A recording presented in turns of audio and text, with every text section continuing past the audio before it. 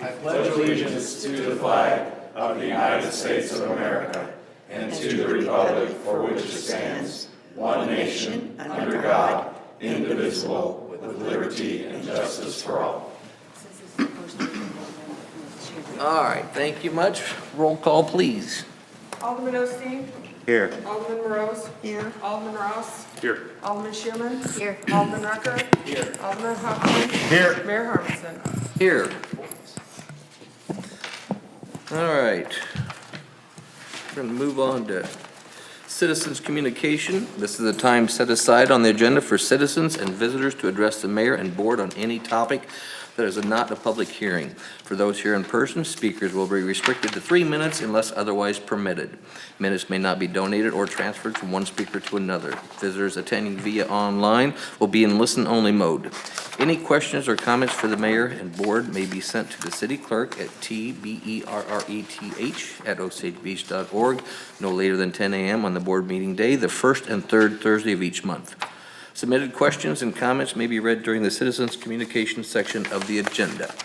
The Board of Aldermen will not take any action on any item not listed on the agenda, nor will it respond to questions, although staff may be directed to respond at a later time. The mayor and the Board of Aldermen welcome and value input and feedback from the public. Is there anyone here in person who would like to address the board tonight? Come on up, sir, if you would. Please sign in, and you'll have 3 minutes. I've already signed in. My name is Corey Booth. I'm at 1167 Coral Lane. I'm the chair of the Citizens Committee. I'm here because on November 2nd, there was a vote or a discussion on Bill 23-77, which was a food vendor carve-out from the peddler's permitting process. I know there was some action taken. It came back to the Citizens Committee for some additional recommendations. So with that said, yes, the Citizens Committee unanimously agree that Bill 23-77 should include 2 additional caveats, that the food vendors should remain 200 feet from the property that they're located near unless otherwise waived, and there should also be some sort of consideration for a tiered billing process on the location of their commissary. So if their central center of operations is further away from Osage Beach, the further away they go, there'd be a tiered billings type of situation with that. And that's what we have. I'm not sure if I can take questions, but that's what I have to say. All right. Thank you, Corey. Sure. All right. Is there anyone else here that would like to speak tonight? All right. Seeing none, we're going to move on to the approval of the consent agenda. The board so desires, the consent agenda may be approved in a single motion. Has the board had a chance to approve the minutes from January 3rd, 2024 and the bills list January 18th, 2024? Do you have any comments and questions on either of those? Seeing none, do I have a motion to approve the consent agenda? Motion to approve. Alderman Rucker, is there a second? Second. Alderman Morose, all those in favor? Aye. All right. Consent agenda passes. All right, we have no unfinished business tonight, so we'll move on to new business.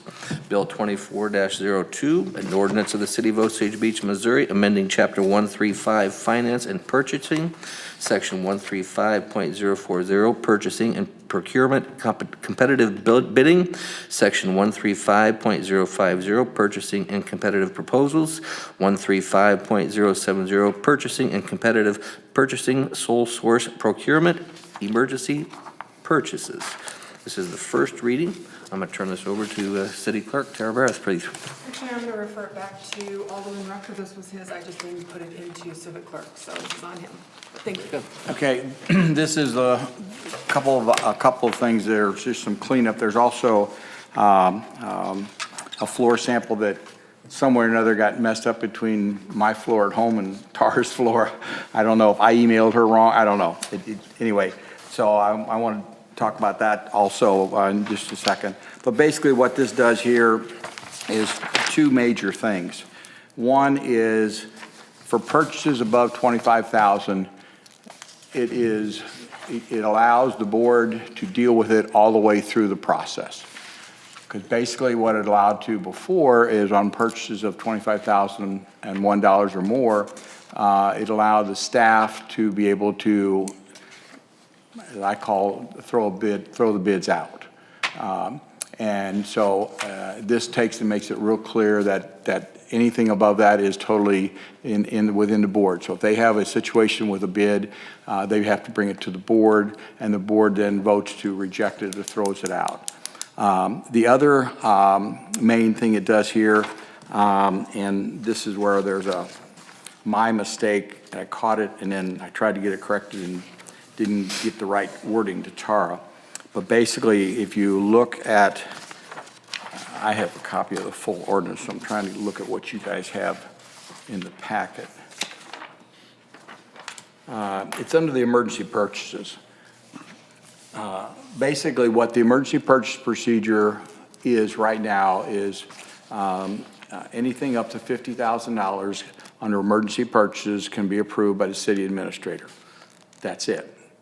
After visiting with Gina, when I told her I was going to be delving into this, she had something that she brought to me, and I thought it was worthy of making some changes, and that's some way or another allowing for a higher level of that to be done, because as we know, prices are just, anyway, it can go higher than that, and she needs some quick approval.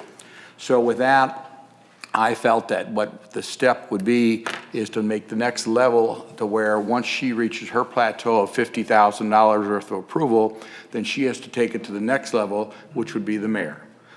And then the mayor would be the one who would have to obviously take her and the staff's recommendation, and it would be up to him to approve it between $50,001 and $75,000. Okay? Once we get above $75,000, then it has to come to the board.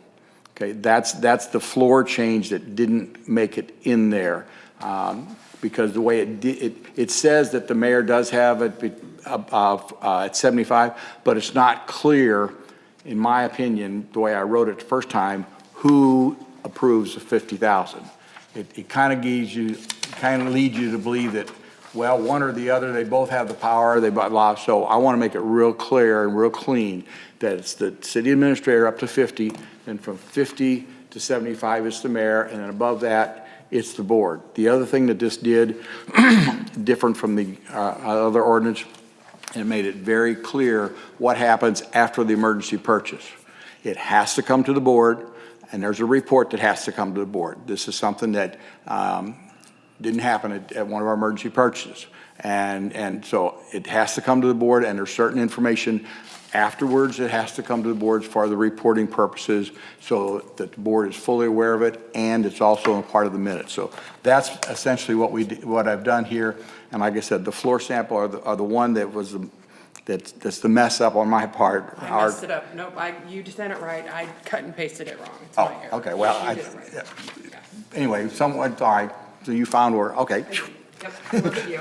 Okay, but anyway, so basically what the floor sample is supposed to, well, do you have the floor sample right in front of you? Nope, I got the correct one off your email. I mean, from the email, you don't, okay. No. But basically what it's gonna say is the mayor, where it talks about emergency purchases, the first thing it talks about is the city administrator, up to 50,000. Then it will say the mayor will approval of emergency purchases greater than $50,001 and less than $75,000. So the mayor has that authority in that range, and there's no ifs, ands, or buts. That's his, or the mayor, it's his now, but it could be a her later. But that's the mayor's responsibility. But under $50,001 is a city administrator. So it's very clear with this floor sample. So any questions, I'll be happy to answer.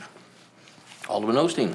I've got some questions regarding section 135.040 on the first page of the floor sample under F2. And it's really just going back to the verbiage. The Board of Aldermen may resolicit bids if bids received because of a solicitation for bids are not acceptable for any reason. That's where I've got some questions regarding that open-ended statement of not acceptable for any reason. Do we not need to list out reasons why the bid would be considered unacceptable? Because I think it's kind of like an open door policy of, we just don't like it. There's our reason. Well, Jump in, Gina.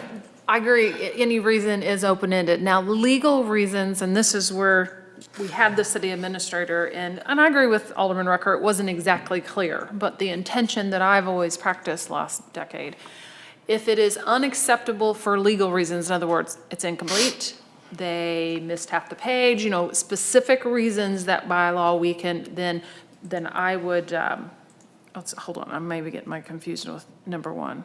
May resolicit bids for any reason. So, okay, so that would be one, it's like if the rejection.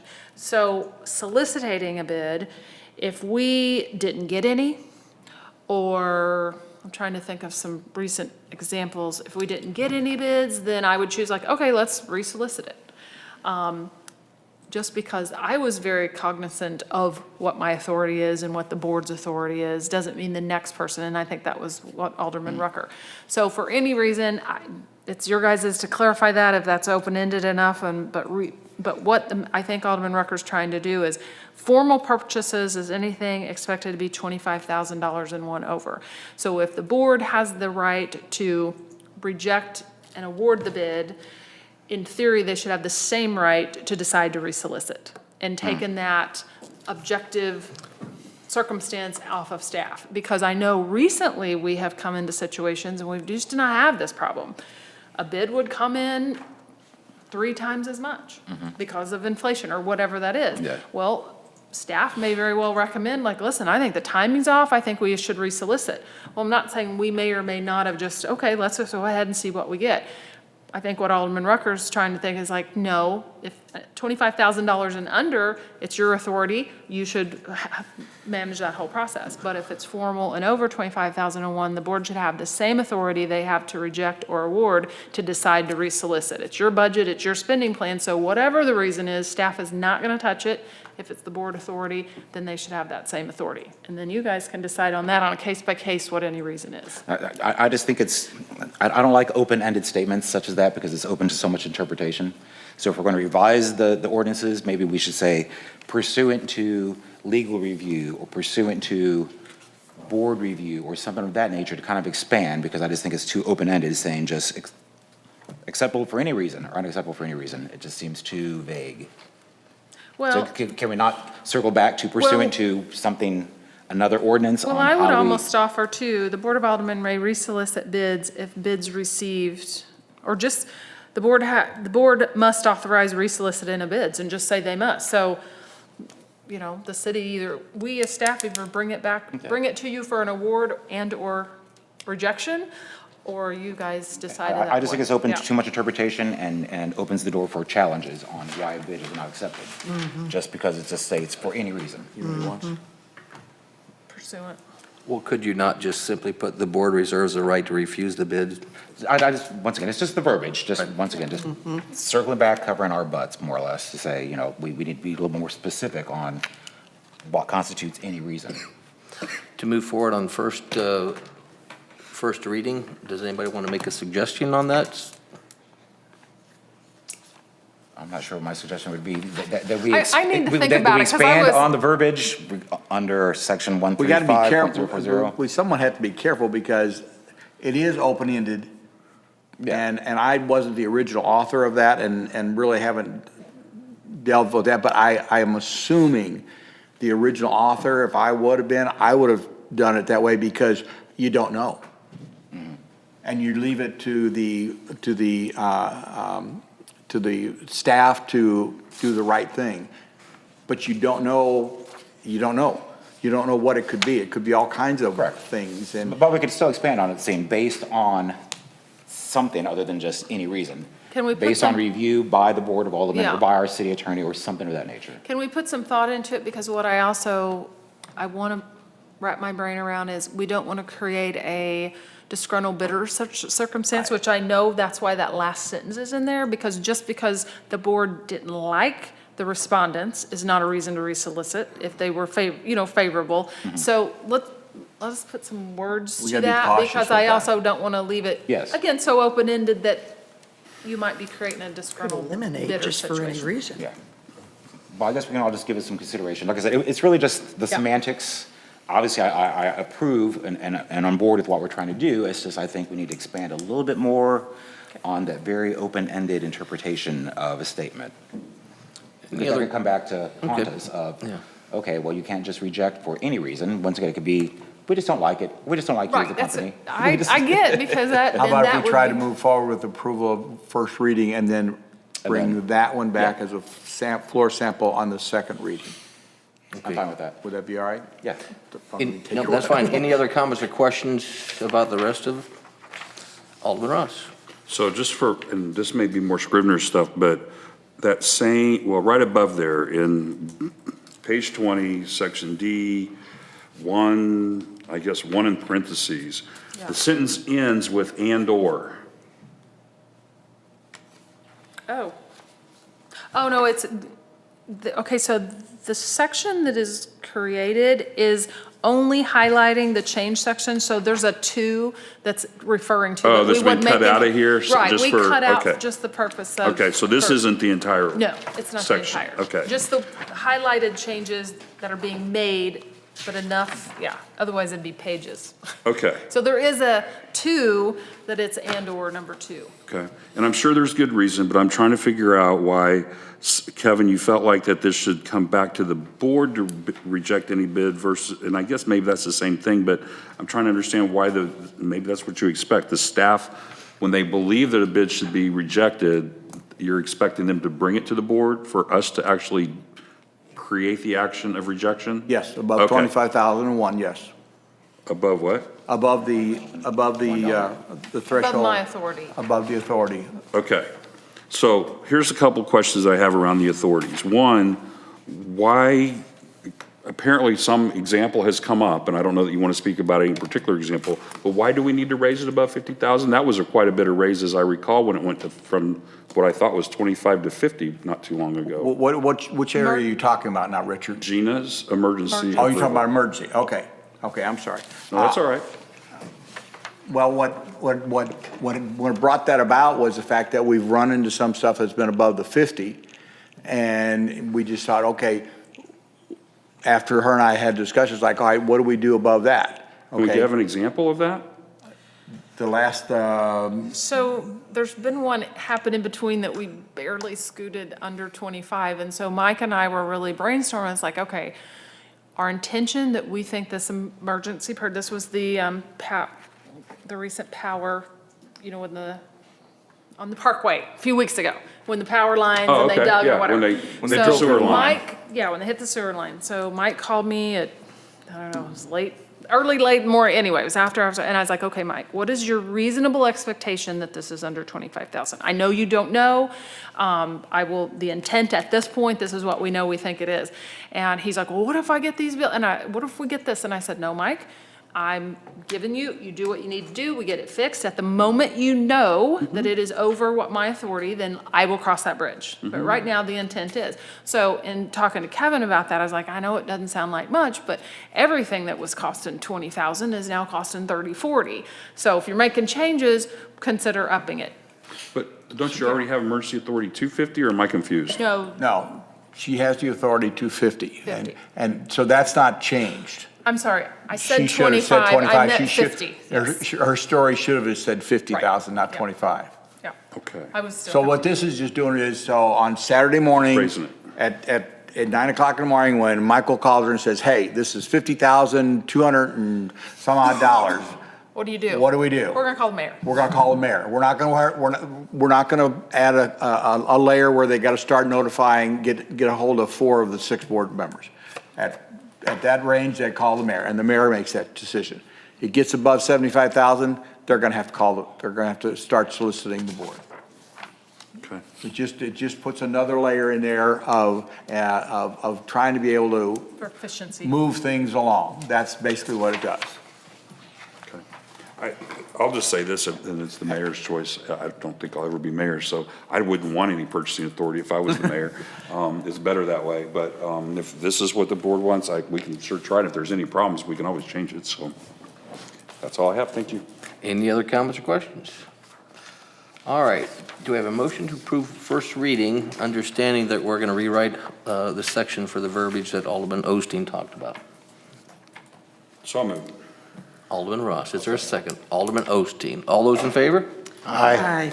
Any opposed? All right, first reading is passed. All right, next we're gonna move on to, and this is gonna take me a minute, so bear with me. And I gotta read this twice, well, maybe. Bill 24-03, an ordinance of the City of Osage Beach, Missouri, imposing a use tax for the purpose of funding city infrastructure and capital improvements, including the operation and maintenance of city infrastructure and capital improvements, including but not limited to the construction, maintenance, repair of, and improvements of the city parks and recreation system, and with additional funds being applied to other general fund needs of the city at a rate equal to the total local sales tax and defect for the privilege of storing, using, and consuming with the city any article of tangible personal property pursuant to the authority granted by and subject to the provisions of section 144.600 through 144.761 RSMO, approving for the use tax to be repealed, reduced, or raised in the same amount as any city sales tax is repealed, reduced, or raised, and providing for submission of the proposal of qualified voters of the city for their approval at the general municipal election called and to be held in the city on April 2nd, 2024. This is the first reading. City Administrator Gina Woods, please. Yes, Mayor, members of the board, I do apologize. I don't often get confused of being wordy, but that one I know is wordy. But based on the last meeting, there were several things thrown around. This was the way that kind of wrapped up the entire gamut, which is basically capital improvements, but highlighting that parks would be something of an option. So I may have not met every single one of you's intention, but hopefully that's what you get to decide tonight. If you turn the page to page 24, the actual proposed question is listed in italics. The underlined portion is what is required in your ballot question, but obviously it's at the board's discretion to, tell the voters where the money would be used. And that's where you can change that ballot language, but the underline has to be there. I'm not going to read through all mine. I included a lot of information about the use tax, but basically, the Section 144 in the state statute, we can't impose a local use tax. It is equal to the rate at all times of local sales taxes. So in a year in the future, if we increase or decrease that follows suit. It mirrors that. Anyway, I know Alderman Ross put a substitute on here, and my recommendation to him, should there be changes, as long as there are no material changes, I still think we are fine with the first and second reading. And with that being said, it's really at the board's discretion on how you would word that. We do have other wordings, just like we've done our marijuana tax. We put it to certain funding. Our CIT tax is very specific as well, and our transportation by state statute is also very specific. So I'll answer any questions, and with that, we just need direction. Comments or questions from the board? Go ahead. No, you- I'll just say this. I want this to pass. I've always said that I think we should level the playing field for our local vendors, retailers, and so forth. I still think that one of the reasons we all think there's opportunities in the park system, and as much as we've accomplished through the general fund, it would be nice, I'm sure, well, I'm not sure Eric's here, you saw him earlier, but he didn't make it okay, would want to see a dedicated revenue source, okay? And I think that would give us an ability to make even more of an impact in the parks. We've gotten lots of feedback from especially our local residents about how they'd like to see more things at the park. On top of that, I think that what I proposed here, and there may be other discussion before there's any motion, simplifies it to a level that hopefully is more, what would I say, pleasing for people if they want to support our parks. Because at the end of the day, I'll be honest with you, when I first read it, and I know Gina did her best to make everybody happy and the state and everybody else, but when I first read it, I was like, don't take this personally, Cole. Sound like a bunch of legal gobbledygook, okay? I will say Cole had nothing to do with this one. You can blame him for That's what I more. told her. It just sounds like a bunch of legal gobbledygook. I don't know how anybody know what they were doing. They're going to vote no. So with those reasons, that's why I put this in front of you. You guys, there are other people may have questions or thoughts, but I hope that we can simplify it, and I'd like to dedicate these directly to the parks. Alderman Osteen, sorry, I beat you by a second. I'm going to agree with Richard's recommendations. I think anytime we're proposing taxes or use for taxes, that we need to dial down for the general public exactly where that money is going, just like the previous discussions we had on the last agenda item. The verbiage on what was initially proposed is just too open-ended. It's not really dialing down why are we using this money, or where's this money going, and why are we asking for it, or what are we going to do with it. We really need to simplify it and give people a clear-cut answer saying, here's what we're doing with this money. The initial verbiage, once again, was just too open interpretation. It basically states the money can go anywhere. So I'm going to agree with Richard's recommendations that yes, we definitely need to dial it down and make it simpler, because we've got a better chance of getting everybody on board if we specifically state this is going to be a revenue stream for Parks and Rec. That's all. Alderman Rose. I totally concur of keeping it simple, and particularly I can see the residents reading it on a ballot and thinking, oh, the city really wants to do something to improve our entertainment or whatever for families, for our parks. And I think that would be a very personal thing that they would be attracted to, rather than all the other stuff putting in there. But I am all in favor of it, absolutely. Okay. Alderman Rucker. Couple of things. First of all, we actually have two different issues that we need to deal with. One is the purpose of what we're going to, of the tax and what we're going to spend it on. The second is the ballot language. And those are two different issues. Okay? I have thought about this a lot more since breakfast, since Richard dropped the bombshell on me. Here's my problem, to be very honest. With what we have here, takes to the voters, gets passed, and let's just say we're estimating 250,000?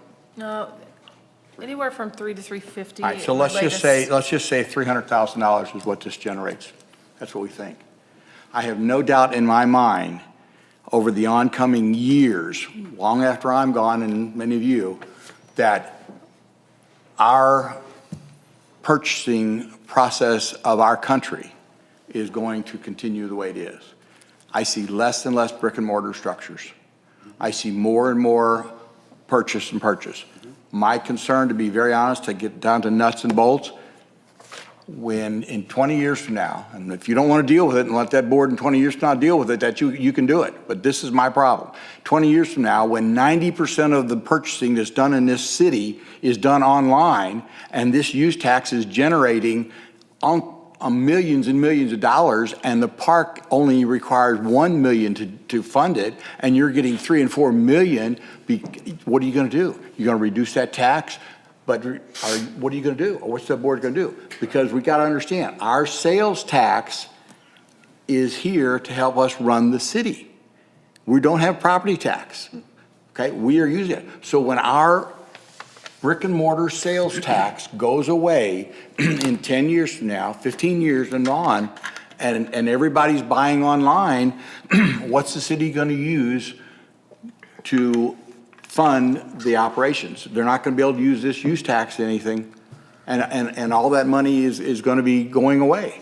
That's my concern. Will that happen? I'm not 100% sure, but I kind of got a vision, and I think that's where it's going to go.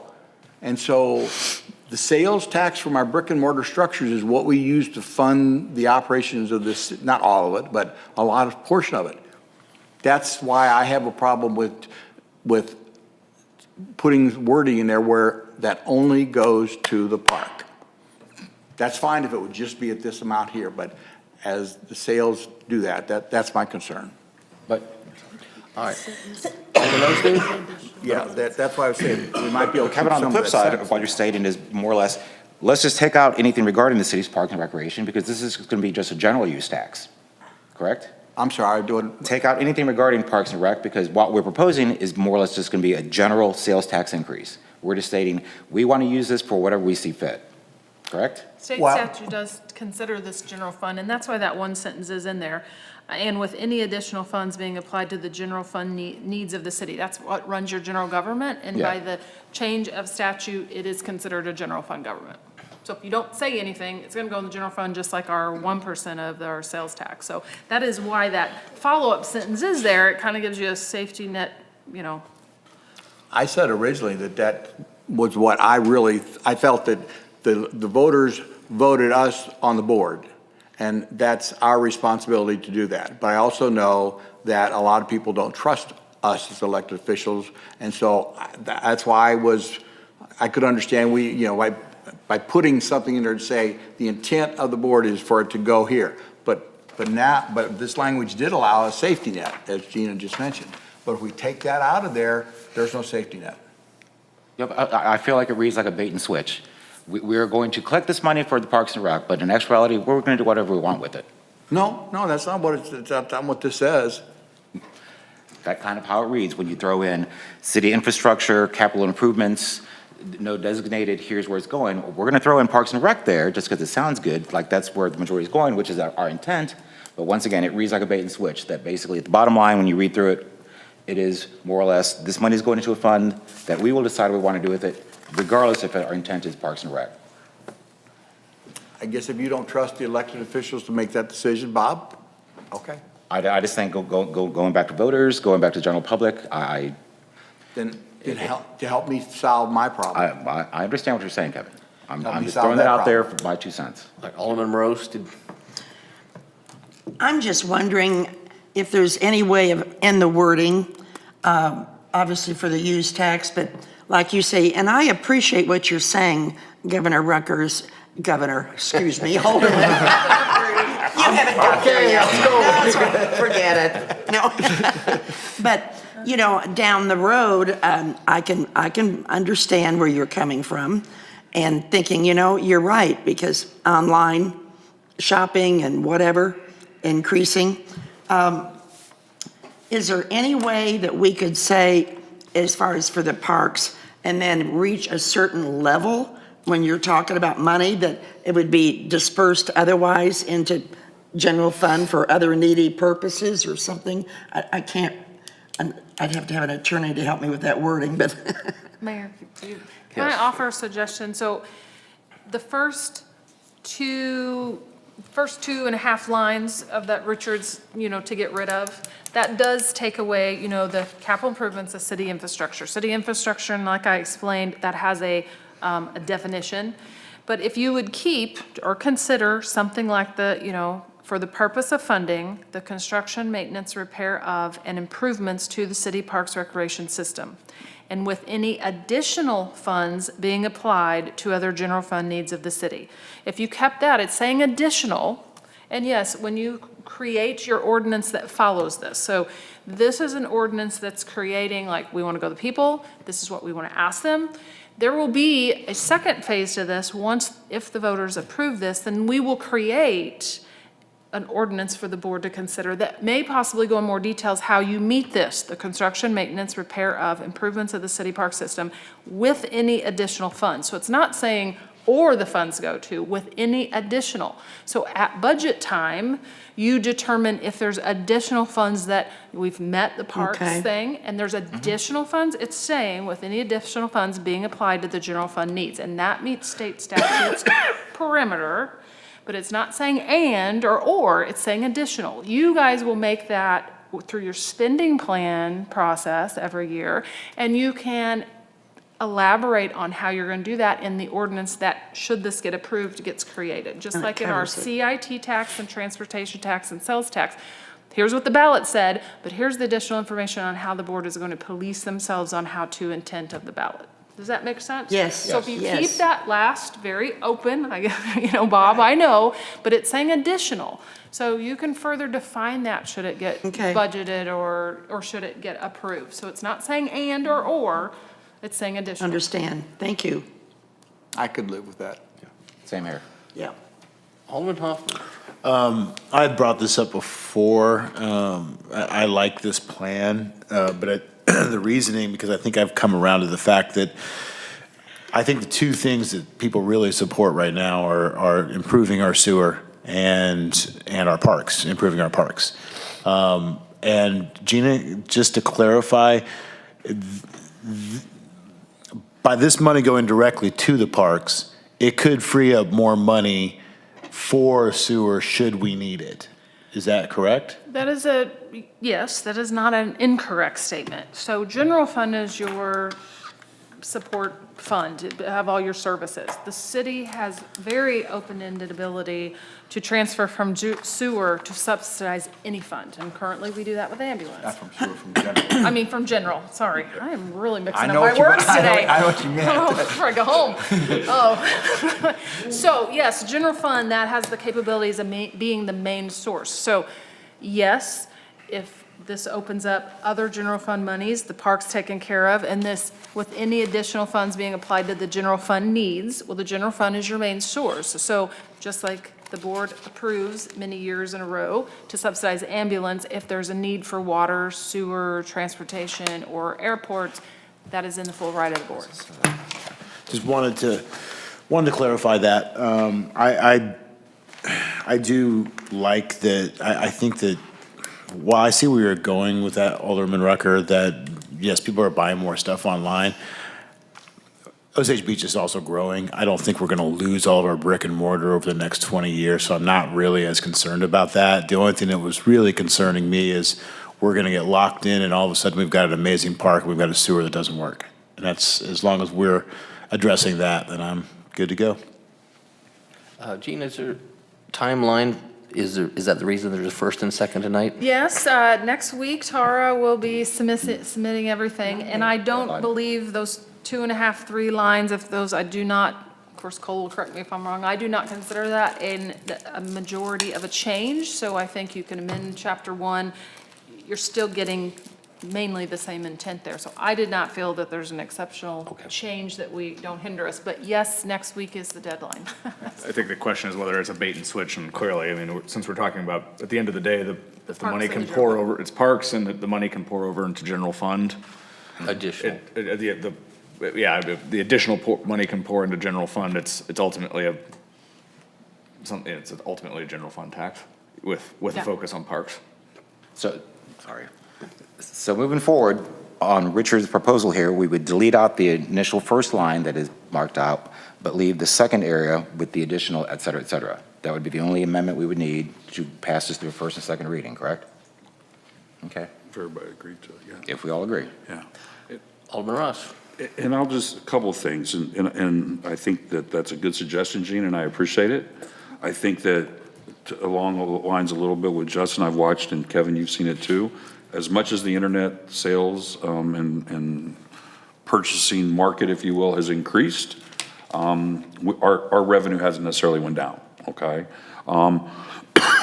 So I'm okay with what I believe it would be leaving out, starting with the city, that first line, and then the next 2.5 lines or whatever, right before the construction, leave that out, and then leave in the and with any additional funds being applied to general fund. We'll see. My concern is the more clear that and distinct it is, that the more the public is more apt to support it.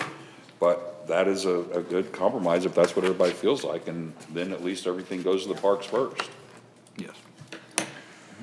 All Okay right. with that. And I will, if that, unless somebody else, you want to do more discussion? No? I'll make a motion that we, the ballot language is approved with the amendments that we just said, if everybody's okay with the way I just put that. Somebody read what that is. I can do that for you. I would appreciate that. Just Read for the record. being deleted. Proposed ballot language as amended would state, for the purpose of funding the construction, maintenance, repair of, and improvements to the city's parks and recreation system, and with any additional funds being applied to other general fund needs of the city, shall the city of Osage Beach impose a local use tax at the same rate as the total local sales tax rate, currently 2%, provided that if the local sales tax rate is reduced or raised by the voter approval, the local use tax rate shall also be reduced or raised by the same action.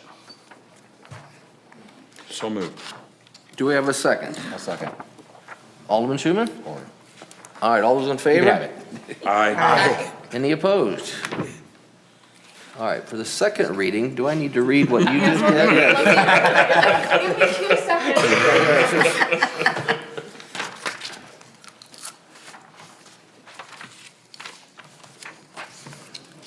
Let me just say, What's that? What I just said.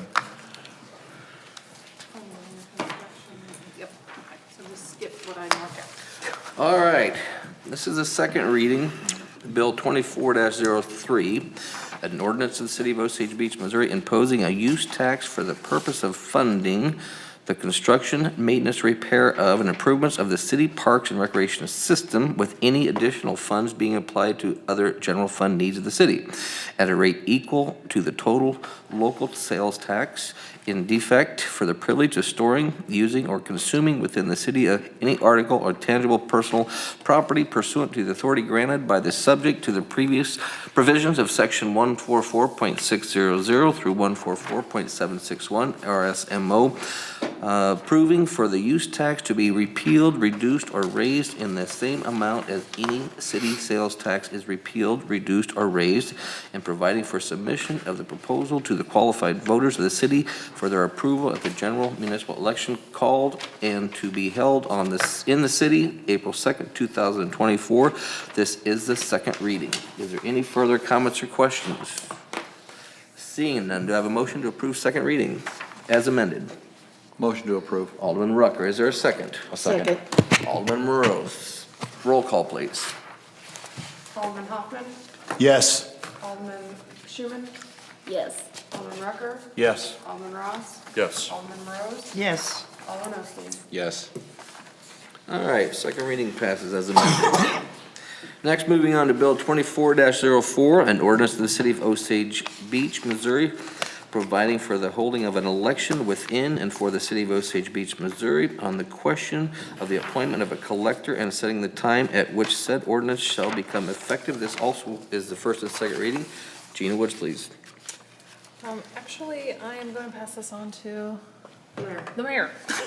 Oh, Well, I did Yeah. contribute, but no, basically, I'd asked for this to be on here because at one time, and if you don't mind, Gina, inform everybody what the collector used to do, and they don't do it anymore. So I just did not think it was necessary to continue. well, and that is, and Tara can give you more specific daily duties, but so what we are potentially asking the voters is, instead of the collector position, the required tasks that need to be completed by the city, instead of putting that on the back of the collector, as an elected person, it would be internal. It makes sense because currently the core duties as required by the state of the collector is being handled in combination between the clerk and the city treasurer's office because of separation of duties. But basically, the clerk does what the defined job of the collector would be. So should the employee, or should the collector position, the voters agree that it's not elected, the board would appoint the duties internally, and that, to staff. It's not meaning it can have to be a whole nother person. So Tara can, if you want more details on what the actual tasks are, she can do that. But the mayor is correct. It is a voted position in from many, many, many years ago. And as we have grown and as we've become efficient, the tasks are really handled on the day-to-day and monthly basis, besides a signature here and there, by internal staff. And just to be clear, it has nothing to do with the person that holds that position. It's just, I think I was in office for about 6 months, and I said, who's this collector? And we used to have them, we don't anymore, so as Alderman Rucker would say, just kind of cleaning house, in my opinion. Yeah. Any comments or questions from the board? Alderman Rucker. Okay. State statute, the way I read it, says we have to have a collector. And it says also, first of all, it says we have to have a collector. Now, the way I read state statute, and I'm not the attorney, even though I tend to practice a lot. It also, I understand that the statute does allow for the appointment of the collector's responsibilities. And the example it gives in state statute is that you can give that responsibility to the police chief. That's what some of the language is in the statute. So it's my understanding that the statute allows for us to have a appointed collector or an elected collector. This ordinance here, contrary to what Gina just said, this ordinance here says that we are asking the voters to give the power to the board to appoint the collector. That's what this ordinance does. This ordinance does not give us the authority to eliminate that position and to say, oh, we're just not going to have it. We're going to give all this responsibility to Tara. That is not what this is doing. That's what I understood Gina to say there, but that's not what it's doing. This is giving, the way I read this and what statute I've read is, and what we have here is, this is giving the board, this is asking the voters to give the board the authority to appoint the collector. So if the voters approve that, then we would have that responsibility to appoint a collector. The collector who would have gotten elected is no longer there, then we, the board, would move from there. What we do, obviously, I mean, I have all kinds of thoughts on what my suggestion is that we do. I'll just put them out there, matter of fact. You know, that once we would do that, we would take and appoint Tara, Todd, Carrie, you know, you can make. Other Carrie. Other Carrie, That's no, fine. both Carries, For it. both Carries. For it. I can make it a point where any of those four people could be appointed that responsibility. No different than our city planner is the zoning officer, okay? So, and then how we disseminate those responsibilities is by ordinance, if we want to put it in ordinance, but there still would be a Osage Beach collector, somebody that carries that title. They don't have to carry they don't have to have the, you know, extra money, or they don't have to do that, but that's the way I read it. And again, I'm not the attorney, and I realize I probably should have hit you with this rather than just tonight, but Well, I apologize that I did not mean to misspeak. This is the first step in whatever process, what this process is. Yes, this is the permission for the board to agree that the voters should decide, is it an appointed collector or an elected collector? After the board, if the voters approve that it can be appointed, yes, then the board has to decide, just like zoning administrator or task of the floodplain administrator. I'm by ordinance the floodplain administrator. We have to have a floodplain administrator. And so by ordinance, those things happen. So yes, I didn't mean to confuse all the steps. The first step is put it in front of the voters, let them decide. And if they agree that the board can appoint, then we tackle and cross that bridge. So I didn't mean to convolute the process, but yes. And I have not dug into that process at all, although Gina's correct that we absolutely can make it an appointive position as opposed to an elective position. I do believe most cities that have it appointive also make it the clerk. But I also agree that it's simple enough to, like, for instance, I'm actually two positions. I'm the city attorney and the city prosecutor. Those are two different positions. So I'm 2 of our 9 appointed officials. And I have 2 different personalities for them, so it works.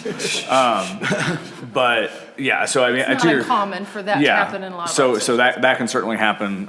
Carrie at one point was city planner and zoning administrator, which was 2 different positions. I think we combined them in the most recent, in the cleanup since I've been here. But he also had 2 separate appointments. Todd is our emergency manager. You know, it's like, so yes, the board would, that is the step once the So voters. we can would look into approve. how we want to slice and dice that. Well, And if the statute requires us, because I do know the statute you're talking about saying the city marshal must be maybe appointed the collector, and I don't know if Says that's may. exclusive. It says may. But if we need to appoint Todd and then have Todd delegate those duties back over to the clerk's office, then so be it. Congratulations, some Todd. There's clean no raise stuff that that comes with it. Alderman Rucker, yes. that's just some stuff that we would do. But I just want to make it clear to the board that what we are presenting to the voters is not all that stuff there, that this is how it's going to be. We're presenting to the voters that, hey, give the authority of this board to appoint that position and remove it from an elected position to an appointed position, and then we will, contrary to what Bob said earlier, he wants to have it all spelled out. Well, at this point, no, we, the elected officials, will deal with the nuts and bolts of it afterwards, and future board members may choose to deal with it differently too. I mean, but that's the process. If the voters approve it, all that stuff that Gina said doesn't just automatically happen. And I will tell you, I have some opinions, obviously, which doesn't surprise you on how we would do that, but. Well, the question on your Proposition A, I thought we were going to do Proposition, no, you're right, that's you, all right. Proposition A, shall the Board of Aldermen of the City of Osage Beach, Missouri provide by ordinance for the appointment of a collector as provided for by the statutes of the state of Missouri? Yep. So that's your question. Tara, would you mind telling what the collector does? What he currently does? Correct. He is, what his job duties are? Or what, tell me what you're asking me to do. I want to know, when I go on the radio Monday and said we're talking about having it appointed rather than elected, they're going to say, well, what does a collector do? And I want to be able to, I want people to know. The collector is supposed to come in and sign each license. Business He's license? Responsible for licenses, and then he is supposed to supply a monthly report to the board on how many licenses that he does. And then he comes in, he's supposed to come in that person is supposed to, do liquor licenses, come in and sign them. And then, he gets paid monthly. He also gets paid for every license that he produces. So as of right now. He produces signs. Signs, yeah. But he's, so the collector does not sign licenses. I have a stamp. And then I email the collector. He does not produce any, right now, he doesn't come in and do any reports. I get those it comes reports in. from Tara, and I report them through Tara, through board. Tara. So basically. So I do all of the licensing. I do all of the reporting. I do all of the emails. Yeah, so Okay. in reality, it's a position that has not come in at all. Honestly, I've seen the position, the individual, and don't get me wrong, this is not anything against him. Right. There's nothing, he does not come in, this person does not come in. So it's just there's nothing for that person to do. You would physically have to come in and do all the reports, all of the bank statements, all of that, and that position is just not warranted for this. In addition to that, all of the municipalities that I have contacted, minus Lynn Creek has an elected position, all the other surrounding communities, Lori, Camdenton, Sunrise Beach, those are all appointed now, and they don't even have one anymore. It's saved up. All the city clerks have taken on those positions. Like I said, the only one, Versailles doesn't, Tipton doesn't. The only one that has an elected position is Lake Ozark. So they've gotten rid of them all. Lynn Creek or Lake Lake Ozark or Lynn Creek? Lake Ozark is an elected position. Okay, I thought you said before Lynn Creek. Okay. I'm sorry, I did not mean Lake It's Creek, I okay. meant Lake Ozark. I Okay. pointed that, I'm sorry, that way. I don't know, right. I'm directionally No. challenged. No, thank you for that. Yes, yes. It's probably one of those things that over time, I mean, back in the day, it was a position that had a lot of responsibility. And they probably didn't have, they That's probably what did grown. come in. There was no and they just- staff. Right, And if you read the statute, that the chapter 79 has lots of those, the marshal, the street commissioner, there's a lot of those, yeah. it's old timey for sure. All right. Alderman Hoffman. Is our current collector, were they elected? Yes. Okay, so how does it affect, do they serve out their term and then we change it? Oh, it gets better. The current collector is up for reelection on the same ballot. That would remove the elective position. Yeah. That's So- cool, that's interesting, okay. So actually, if the person's reelected, their term simply would not begin. So, but it would just not begin, we wouldn't have to go 2 years or whatever it is, and then, okay. Term would end on time, and then the mayor would appoint. Well, actually, in reality, they would be elected because they would be elected on April and would be at least 30 to 60 days before we would do the ordinance. Well, that's fair. So it might be a timing issue, but it would be a very short-term issue. Any other comments or questions? Seeing none, do I have a motion to approve first reading? Motion approved. Alderman Ross, do I have a second? Second. Alderman Hoffman, all those in favor? Aye. All right, any opposed? All right, second reading, same bill, 24-04, an ordinance of the City of Osage Beach, Missouri, providing for the holding of an election within and for the City of Osage Beach, Missouri, on the question of the appointment of a collector and setting the time at which said ordinance shall become effective. Any comments or questions on the second reading? Seeing none, do I have a motion to approve? Motion to approve. Alderman Rucker, do I have a second? Second. Alderman Morose, roll call, please. Alderman Osteen? Yes. Alderman Morose? Yes. Alderman Ross? Yes. Alderman Rucker? Yes. Alderman Schuman? Yes. Alderman Hoffman? Yes. Don't make me come down there. All right, second reading passes. Next, we're going to move on to a motion to approve the purchase and installation of a new City of Osage Beach welcome sign from the Springfield Signs for an amount not to exceed $57,775.50. It looks like I'm presenting those. Mike Welty, would you like to help me out? Sure. All right. This project was advertised in November. You're not on. You're not on. You can use the other one.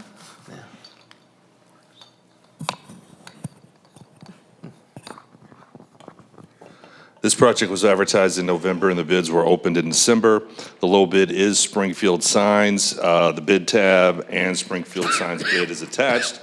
I've checked their references and I've gotten glowing reviews back from them, so I don't think there's any issue there. That said, this is a complicated project, and before I go too much further, I do want to thank the mayor and Carrie Patterson for their help on this, because we've been working on this for, 10 to 12 months, and they were both very helpful in kind of moving this forward, along with Dave Van Leer. So this was a team effort for sure. The problem that we have here is that this sign location, the location where we have chosen for this sign, is currently in right-of-way owned by MoDOT. MoDOT does not allow the type of electronic sign that we want to put here to be put on in their right-of-way. But the thing about it is that as soon as the Parkway Extension project is completed, the specific right-of-way where this sign will be located will be our right-of-way. The only problem is that, in my experience, the transfer of right-of-way from the state can take up to 6 months. And so essentially, and Gina kind of alluded to it in her comments, that maybe we get done quicker, but essentially we'll get done with the Parkway Extension project, hopefully in the late summer, and then we'll immediately start to work on the transfer of the right-of-way. But I just don't think there's a whole lot of chance that that's going to happen in 2024. And so all that we're going to do right now is spend $57,775.50 to erect essentially the shell of the welcome sign and leave the electronic sign to be purchased either possibly later this year or in a future budget year once we work out all of that right away. So that's kind of a summary of what I have there. Says I do recommend approval. The budget for this project was $75,000, so we are clearly well within our budget for the project. Happy to answer any questions you may have. All right, thank you, Mike. Alderman Rose. With this estimate, Mike, from the time that, that it's presented until the time that we're going to be using it, how long is this good for? Is this, it could be within a year or two, or a year, then all of a sudden the prices go up. Well, this will be done immediately. Okay. If this motion is approved by the board today, then tomorrow I'll be calling Springfield Signs and we'll be working towards installing this portion of it. I would say that would happen fairly quickly within the next, up by summer seems very reasonable for sure. And then it'll just sit there as a nice welcome sign, but there'll be a middle piece. If you've looked at some of the designs, you can kind of see where that electronic portion is. Construct all of this, but leave out that sign. Yeah. Okay. I'm sorry, I can't. TV will be missing. Yeah, I can't find the right page, but the middle piece will just be missing. It's a $57,000 TV cabinet. I got it, yeah. And eventually, when we own the right-of-way, we will have the legal ability to install that there and utilize it. So this picture that is shown, I mean, is that determined that that's what it's going to be? I mean, That's just it's just an example, right? on the screen itself, is that what you're asking? Uh-huh, No, that's just an example. okay. It's a digital It's board a we dig- can change and put, so the ideology of it's going to be, Lamar calls it their postage stamp size. So this sign that we have out here, that'll be the size of the digital board, and we'll be able to put any advertisements that is city-based Okay. on that. So any of our events, anytime we have a warning, anytime we have a boiling water We have one shutdown, out here and we have one in Yeah. front of the parks. It'll just be a bigger version of that and they'll be, yeah. and it'll Okay. be a digital chain reader. So Thank you. read also. All right, any Thank other you, Kerry. comments or questions? Oh, wow, Alderman Rucker, go down the order. All right, so I'm aware, very much aware of the Parkway extension and the problem, more so than maybe others are, but I'm very aware of it. So if that continues to go south and we don't do that, we are still good with this sign. We will have a long-term agreement with MoDOT to keep that on their right away, which will be theirs. Well, I mean, yeah, but if that happened, we would not be able to utilize the Well, we won't electronic be able to use portion. electronic, that's what I'm saying. We'll still be able to use it as a non-electronic sign? Yes, Okay. yes. Alderman Schuman. So, I see on here that the bid stuff, and I may have just missed this in the, throughout, their bid and estimate was 62,000, but this is for 57,000? Yeah, Kelly, I apologize. I should have mentioned, it's in my comments, but they included sales tax. And we are sales tax exempt, and I confirmed with them that they understand that we will not be charged the sales tax. So the price I am providing to you is minus the sales tax. Perfect, I was just making sure I read that right. Alderman Hoffman.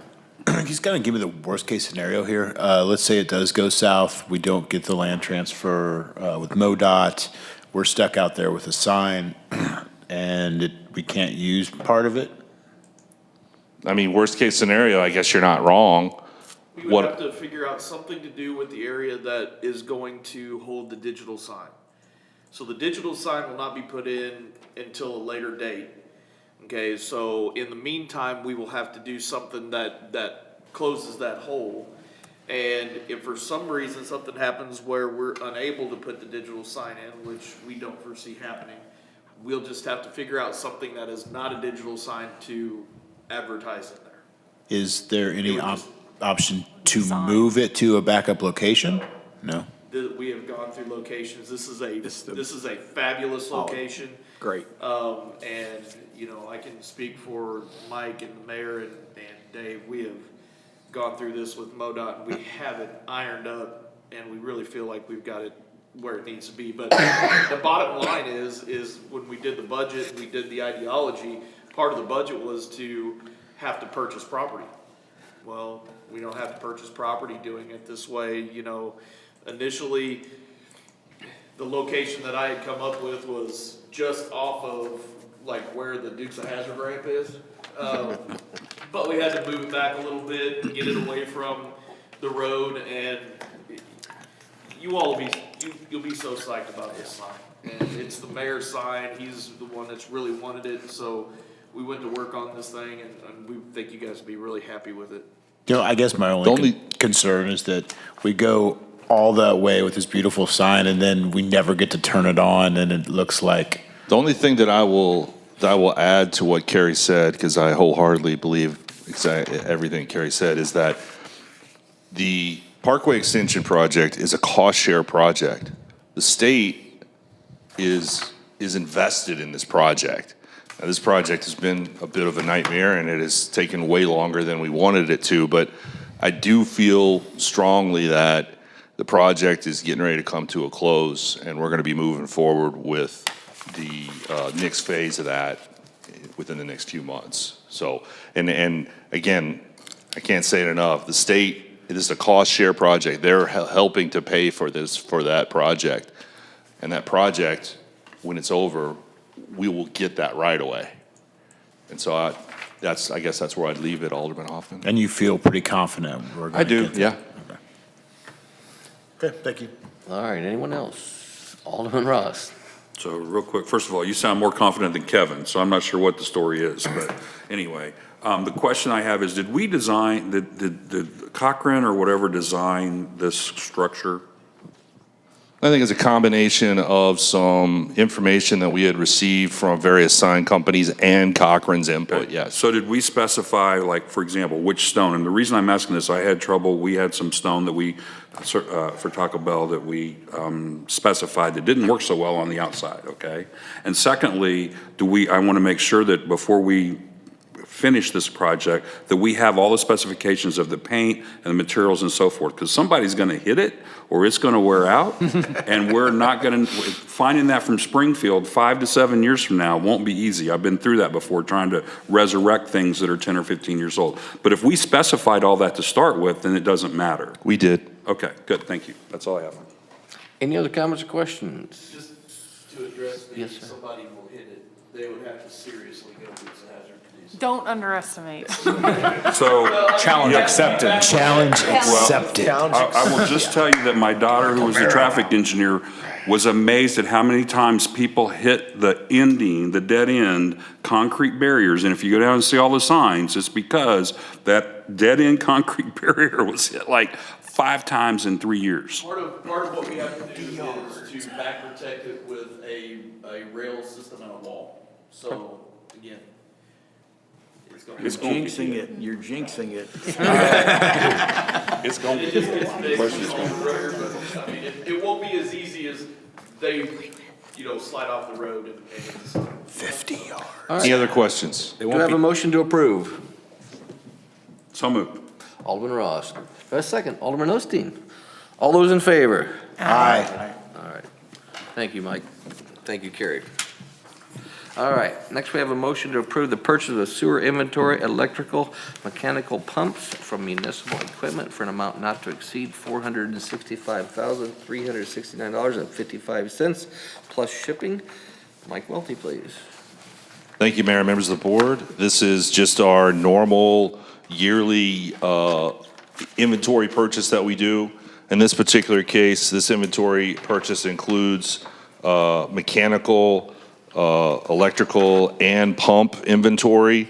If you turn to page 52, you will see the list of everything that we are wanting to purchase there. I do recommend approval. All right, comments from the board, questions? Seeing none, do I have a motion to approve? Motion to approve. Alderman Hoffman, is there a second? Second. Alderman Rucker. All those in favor? Aye. All right, motion's carried. Last item for business, the discussion, Waterworks, Chapter 705, Rates and Charges and Sewers and Sewage System, Chapter 710, User Changes System. City Administrator Gina Woods, please. Yes, Mayor, members of the board. So we've had many discussions about water and sewer rates. So given we've completed the budget, I reforecasted, reanalyzed what has happened in the last, since mid-2022. As I state, I'm not going to read all this. I'm going to hit the highlights of my presentation and kind of tell you how I come up with these rates, because there's a couple different directions and direction that I would like to hear your input on before we finalize anything. So basically, from mid to late 2022, as we all have seen through the last couple budgets, is proven to outpace historical expenditure trends. Now, there's probably a lot of economical factors that could apply to that, a lot of infrastructure issues that have applied to that. So a combination of supply and demand, inflation, change of, maybe a little bit of change of direction or administration that's been over there the last couple years, aging system. We've had a lot of emergency repairs out of our control. So regardless of all the factors to that, we have had to fill our current reserve gaps and unrestricted monies to keep us going both in water and sewer. And this is the exact reason why you have reserves. So basically, I have indicated, and again, I'll go through some dollar amounts, that based on a new forecast, a new trend, making some assumptions that we will continue to grow in personnel for one, what O&M would look like, leveling out a little bit, and replenishing our reserves, not only to meet levels that in the past year we felt comfortable with, but also what would be the new indicated levels that we would need in both water and sewer. I don't think it was a surprise to anybody that sewer is definitely the bigger increase, but again, since mid-2022, we have had unprecedented expenditures for a lot of reasons. Right, wrong, and different. Luckily, we had reserves. Luckily, we had unrestricted. Otherwise, we'd have been in a lot hurt, which is why the reason you are required to have reserves when you have a system. Another piece to this is subsidies. We are getting ready to pay off our water bonded debt will mature and be paid in 2026, and our sewer in 2025.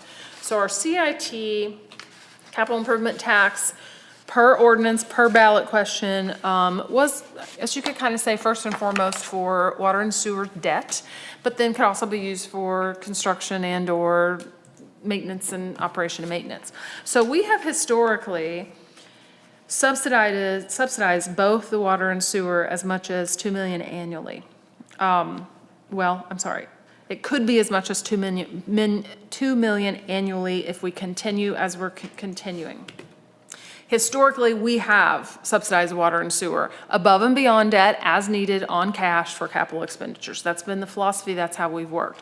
So my rates do two things. One, just like I said, it brings back to where I feel what the next 4 to 10 years would look like and having appropriate reserves with appropriate trends of our system expense and how what $1 buying today was not the same as several years ago. And also having some growth, but also on water, for example, on water, we may not be producing a little more than we used to, but we have the consumption is a little different. Sewer consumption is a little less as we get more efficient, but we still have an aging system. So if you go to my PowerPoint, the user charge system, as it stands now, the philosophy is approved by MoDNR. I am not suggesting that we make a philosophy change to go through that approval process again, but I have added new forecasts and dollar figures. We have to have adequate reserves. Now, what we say is adequate reserves, we have a reserve policy that we've indicated what adequate is. We need to pay for what we think a 20-year rolling expenditure equipment replacement and pipes or whatever that is, expansion. So I've reallocated what new numbers should be for that. The other thing that we have to maintain is a fair and equitable rate per medium household income requirements per EPA.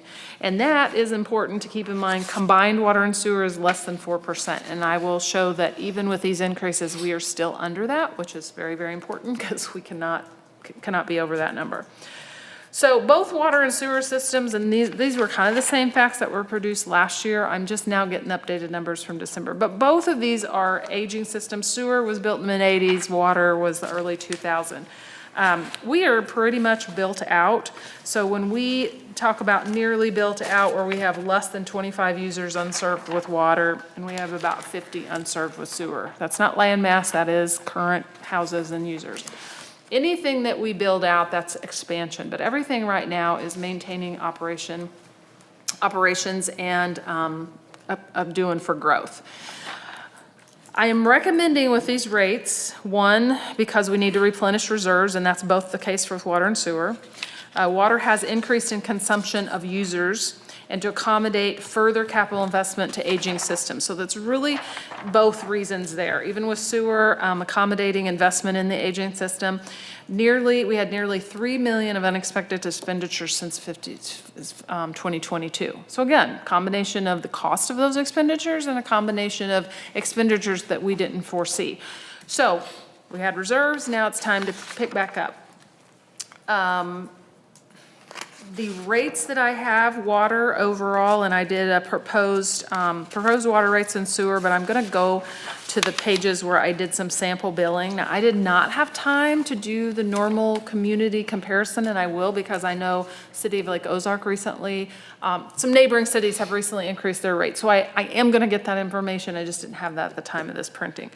So for an average residential in-city 5/8 inch metered water and sewer rate, currently estimating 5,000 gallons. The current bill right now would be $56.37. Proposed, both water and sewer go up to $88.16, so that's a 56% increase for our utility customer combined. And that is under the EPA fair and equitable rate calculation. I've given you a couple multifamily, a couple commercial estimates. These rates take in consideration 0 to no CIT subsidy. I know it has been talked about on the importance of building the CIT for other capital infrastructure. Obviously, if there is a intent, once bonds are paid off, to still subsidize water and sewer funds for the sole purpose of keeping rates at a certain type of, I don't know, a certain bubble, then that philosophy, we do need to discuss that. We'd like direction. Absolutely, you can. Any new expansion, like if we were gonna finish those 50 users and 25 users in unsewered, that would have to come from impact fees and other fee sources, because not every one of our line items on the user are the user's responsibility. But if the intention, this is the, let me back up. The rates that I propose makes an assumption that once these few bond payments are paid off, 25 and 26 respectively, that no additional CIT subsidy will be made for users. These rates support that. Now, obviously, each time you do your budget, those decisions can be changed. It's not like you have to tell me now and we'll do it, but this is the assumption it made, that these rates made. How that affects on the CIT. So updating my new cash flow, and it changed a little bit with the third version of the budget. Capital improvement tax by the year 2028, under the budget that was approved, and under the final ending of 2023, it'd be a little over 6 million. If these rates collect, my assumptions that I think they will for 2028, that should be pushing it over 10 million. Hold on, let me find my comments. So water and sewer subsidies from CIT could be as much as 2 million annually, averaged over the next 4 or 5 years, if we don't do this rate change. Now, if you want to do a modified rate change, that's going to change that number. So if you take that 4 or 5 years, you can do the math on what that estimated, assuming no other changes in the other funds happen. So really want your direction. I think these still meet fair and equitable rates. I think it gets us back on a better track to pre all these unexpected things that's happened. The users should be required as an enterprise fund to pay for their services, and I think this puts us in a better position. If it's a favor of the board that they don't want to do as big an increase, we have in the past kind of split it up. It's like, okay, in the next few months, we'll do one, and then we're going to leap into January 1st, 2020. So if you want a phased approach, I will gladly do that. We have done that in the past. It actually works out very well for planning. We did a 3-year an ordinance that increased rates. It was 2014, 2016, and 2018. We had done basically a 6-year plan, and based on some assumptions, we had scheduled increases. Obviously, if you're going to do an increase, appropriate time for citizens and business and consumers would happen. That's why I'm bringing it here now. This made the assumption that this would start mid-year with some of my cash flow. So really just need discretion. Something does need to be done. This does not take into account for any special area projects that we still have to deal with that are outside city limits. This is looking at the system as a whole, but based on current trends, not any $7-8 million plan that's also elsewhere in the city. This does not include those. All right, thank you. All right. Comments from the board, questions? Question. Alderman. Gina, since you're right next to me, I can ask you right here. This is the page 62. Yep. I guess where I'm confused is, this is the current rates and then the to-be-determined rates. So the Okay, current, it says in city for a 5/8 is $32 proposed, but on your sample billing, it only shows it at 28 for water. Kevin, No, you. excuse me, 37 at water. Okay, so I'm not tracking, and I'm probably tracking wrong. you are forgetting the volumetric piece. So our current system for a 5,000 gallon user, no, well, okay, for our current system on residential, the base fee is what you pay whether you turn your tap on or not. Our infrastructure is in the ground whether anybody turns their tap on or not. If you do not run your water, you choose to do that. If you're not there all winter, you choose to do that. But we have infrastructure in the ground that's available whether you choose to turn your water on. So we have a base rate, that's that 32.54. And then we have a volumetric rate. So the more you use, the bigger your bill is. The base rate includes the first 1,000 gallons, and that's included if you're a 16-unit apartment, you get 16, you include the 16. So this is the calculated bill, assuming they're using 5,000 gallons. So it's the base rate times this 4 times. Okay. I wasn't trying to find it. No, I'm just like, if anybody would.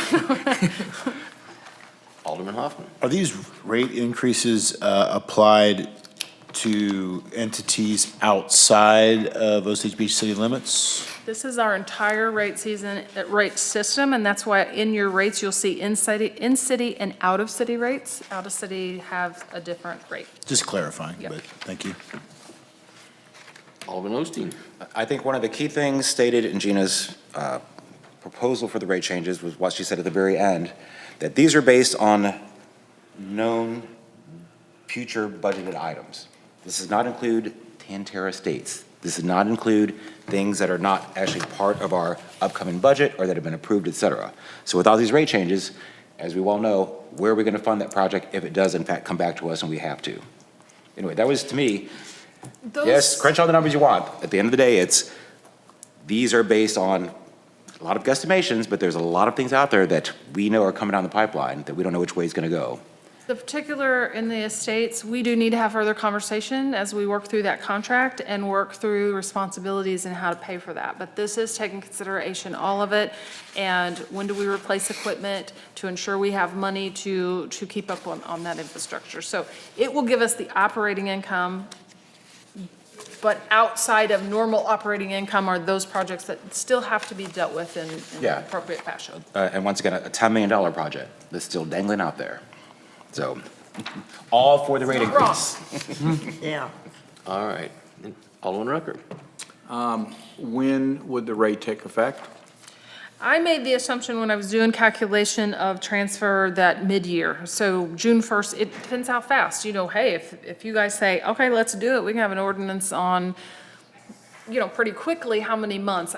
Maybe June 1st is even, if we get something approved by March and get information out, they have March, April, May to figure it out.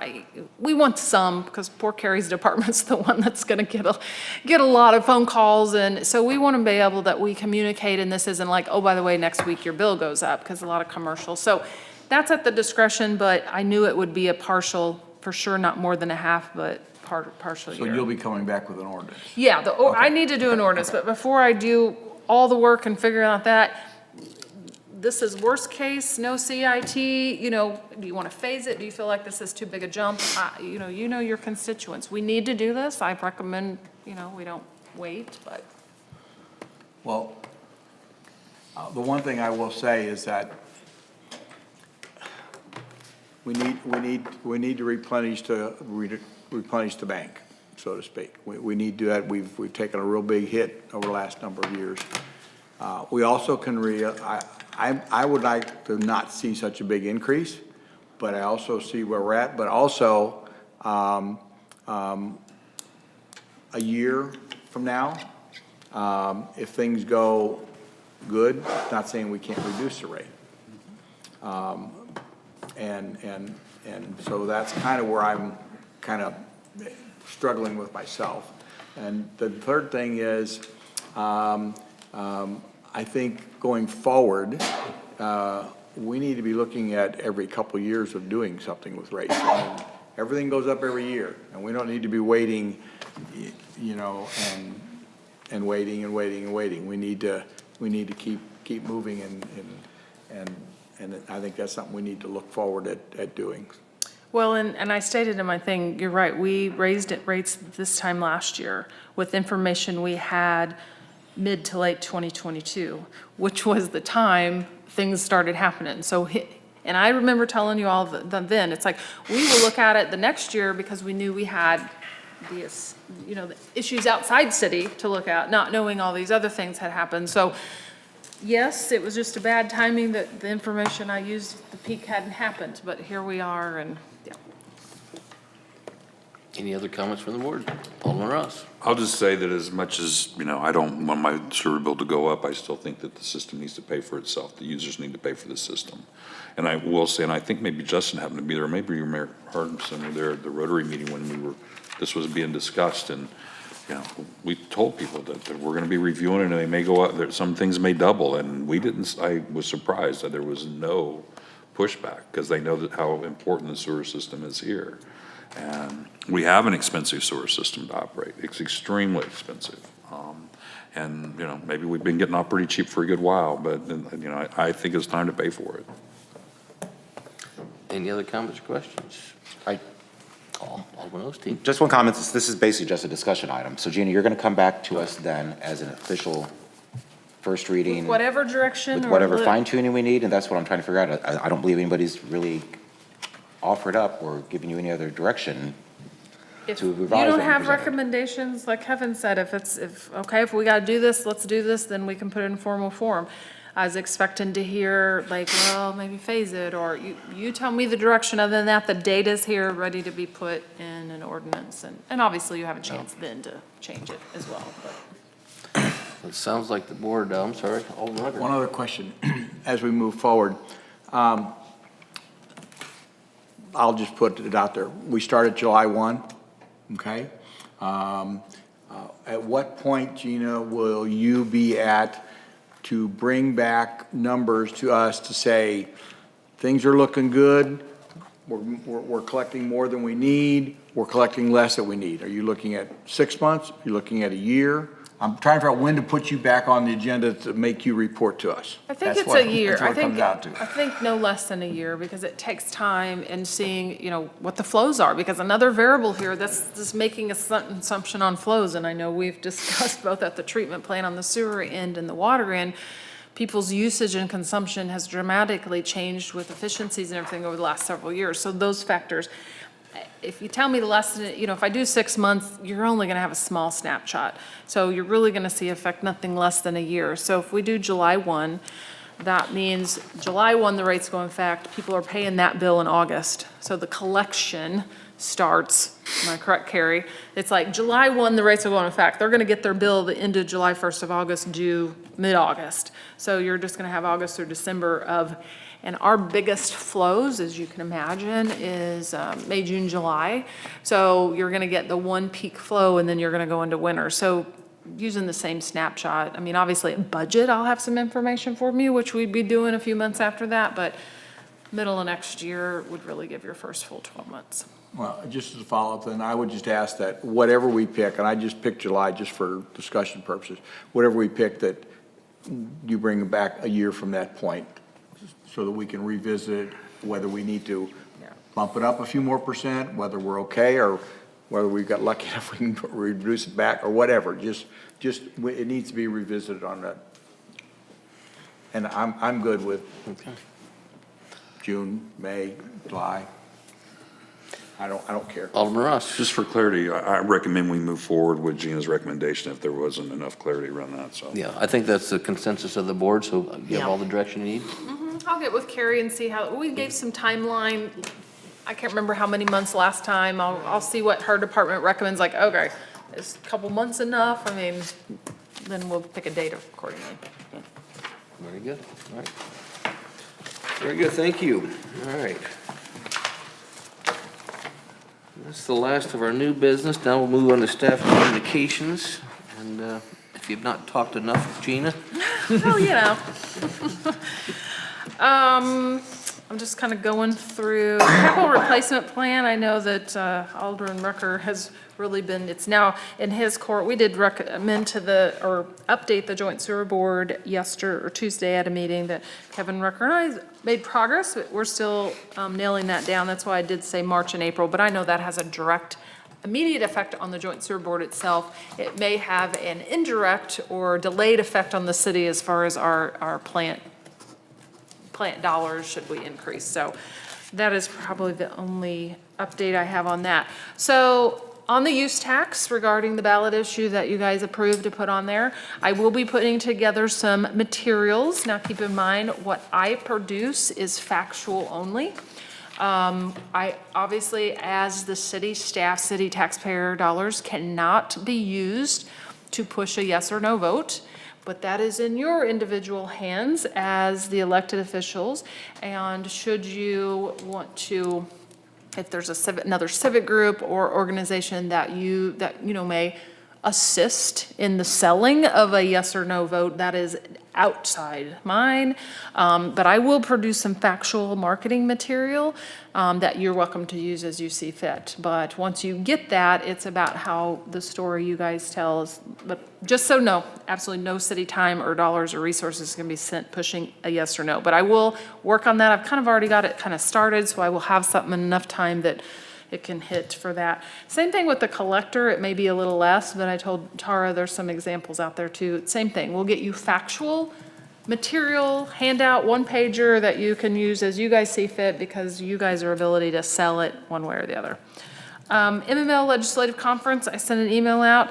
If you haven't responded, I know several of you have. If you're interested in going, please let me know by next Friday. Refer back to that email and we'll get everybody registered. That is, I believe, all I have. All right, thank you. Mike Welty. Thank you, Mayor. I do have a couple of quick things that I want to talk about.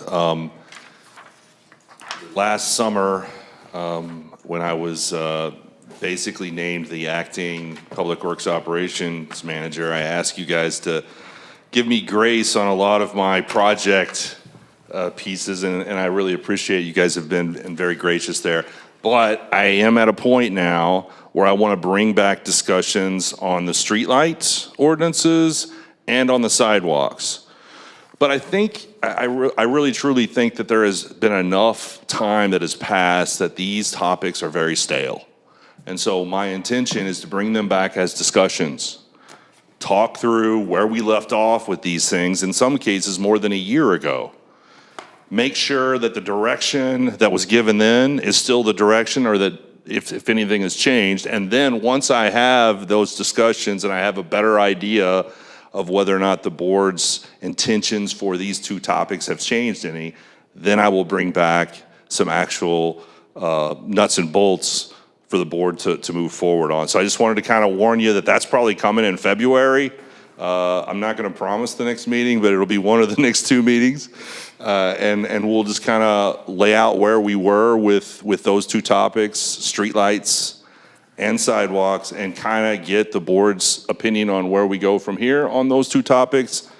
And then that'll kind of get the ball rolling again. So just wanted to share that with the board. That's pretty much all I have. Thank you. All right, thank you, Mike. All right, Tara. I have, as I met with the management team, and we've been working on our code codification. There was, like I said, 344 questions. I just looked. They've been really working on it. We're down to 252. So they've been really pushing on it, so I'm really happy about that. Other than that, that's all I have. All right, thank you. City Attorney Cole Bradbury. Really, the only thing I have is, I mentioned I wear two hats.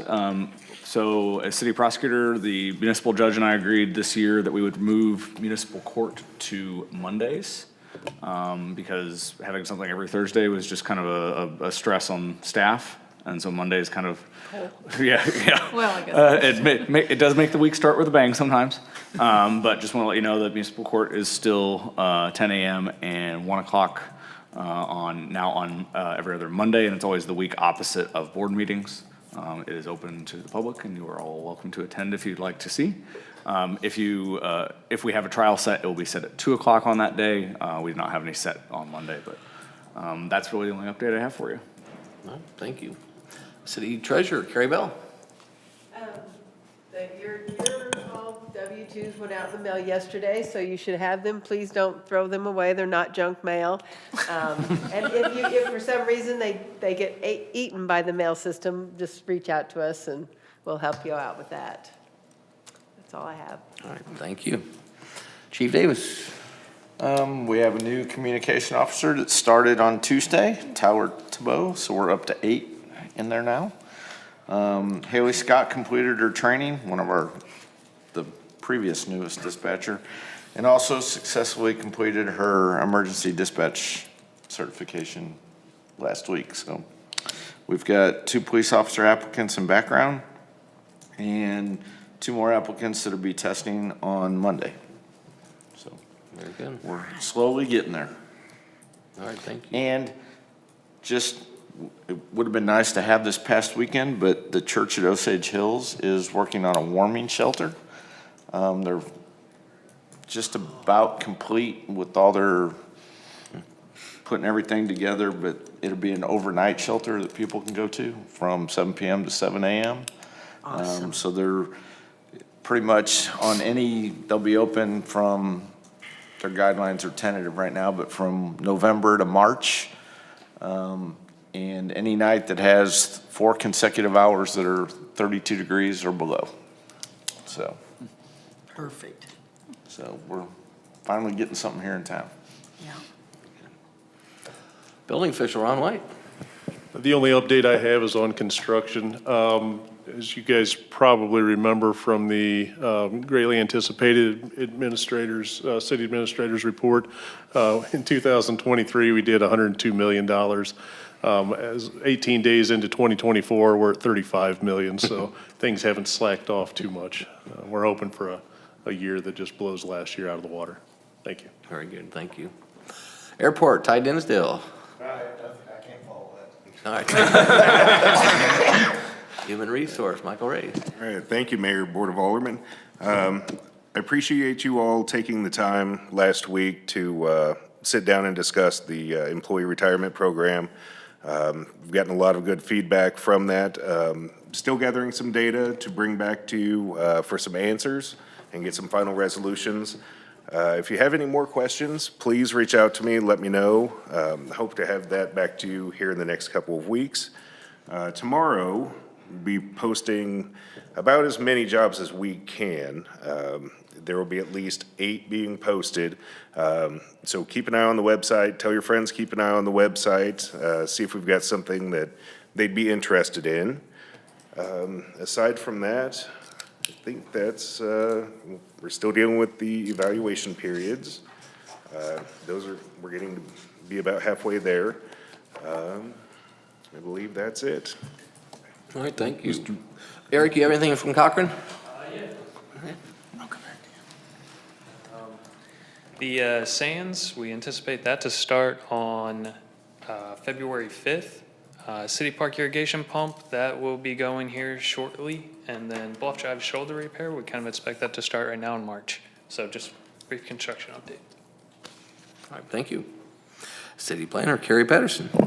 Yeah, well, Ron is correct. Our little community is jumping like crazy and doesn't show any signs of slowing down. So we're very fortunate, not to, jinx it like Alderman Rucker likes to say, but I think that you will all be impressed with, what's being looked at in our community. So it's great to be a desired place. So thank you, Mayor. Thank you. Alderman Rucker. Yes, I've got a couple items. First item I have is, I don't know if anybody's aware of it, especially the public out there is aware of it, but the Camden County Commissioners passed an ordinance that allows those senior citizens to be able to freeze their real estate property values.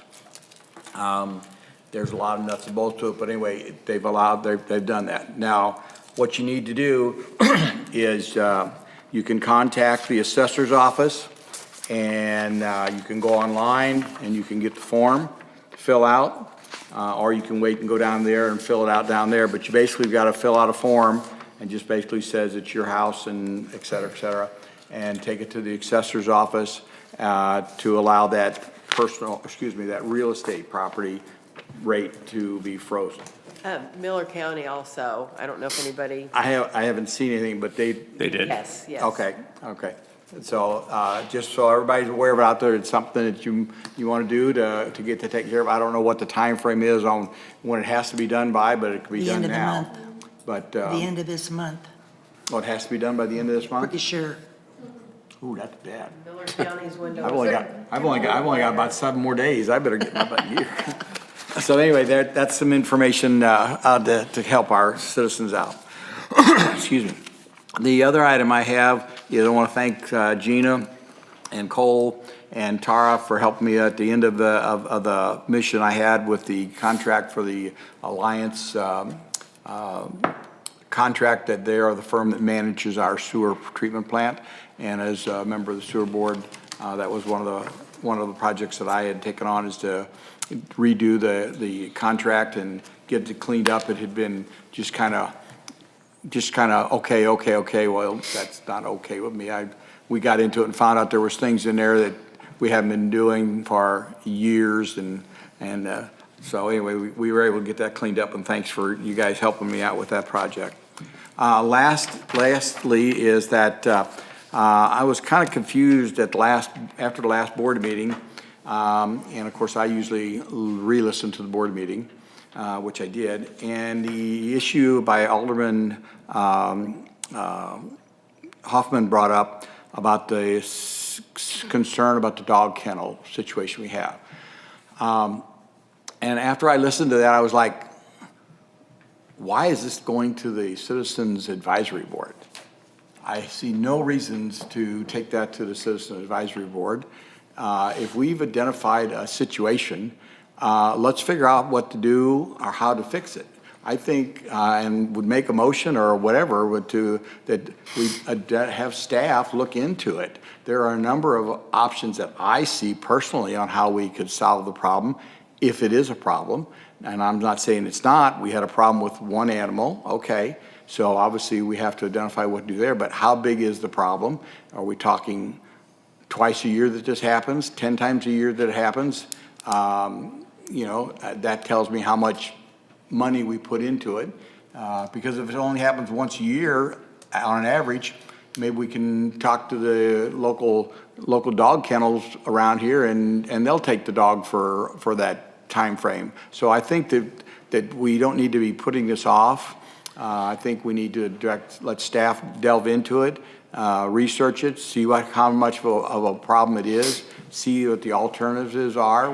One of those alternatives may be just to buy some dog crates and put them in the shop down at the street department for as few as it happens.